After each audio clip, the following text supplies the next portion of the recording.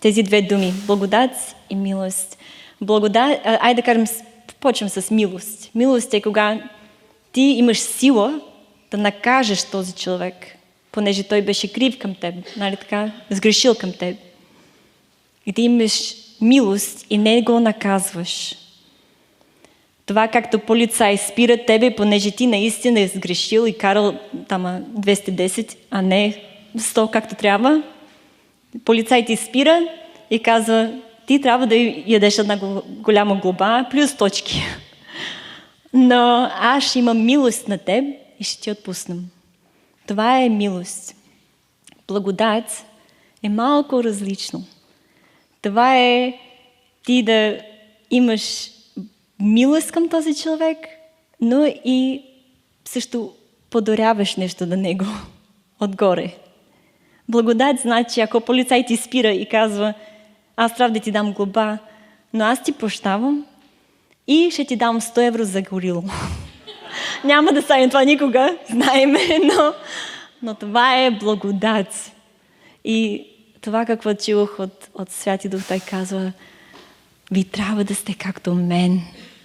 Аз съм този, който дава милост. И не само милост, а и благодат. И в нашата семейства, към един и друг, към съпруг, съпрузи, към нашите деца, ние виждам както Исус показва неговата характер на баща му. Цялото време, чрез цялата Библия виждам благодат и милост. Милост първо, после благодат дори. Незаслужено любов, незаслужено подаръци, не заслужавам нищо. И той пак дава и дава благославени, прощавани, любов, такава милост, такава благодат на нас.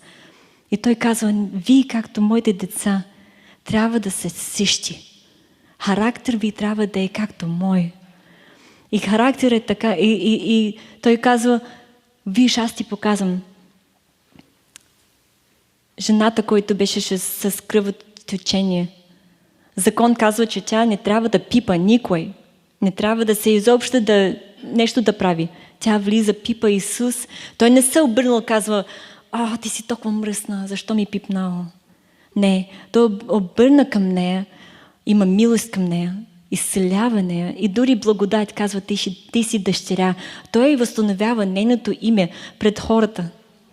Благодат. Той казва за историята, син, взех неговото наследство. Той казал на баща му, ти си направил мъртъв към мен, аз не искам нищо общо да имам с теб.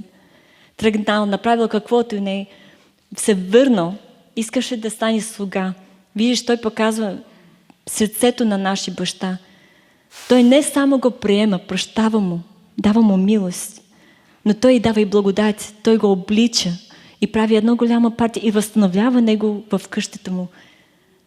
И историята след история. Закия, измамник, той дори нямаше представа, че Исус ще го извика, ще му прости за всички измами, които той направил. И ще каже, айде, аз искам да вечерям с теб както приятел. Това е благодат. Ние, както хора, които имам семействата, не можеш да ми кажеш, че ти няма да можеш да простиш на съпруг, на съпруза си. Не става така. Ние трябва, както Божите деца, да прощавам. И не само да прощавам, но не изгорявам тяхната храна, хора, кога се ядосваме. Да не изгорявам, да не правим, разбирате ме, мой български е много зай, ви ми разбирате.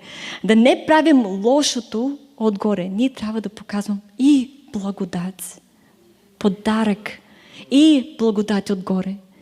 И ти както стоиш пред Бог и ти искаш тази милост на теб, за теб.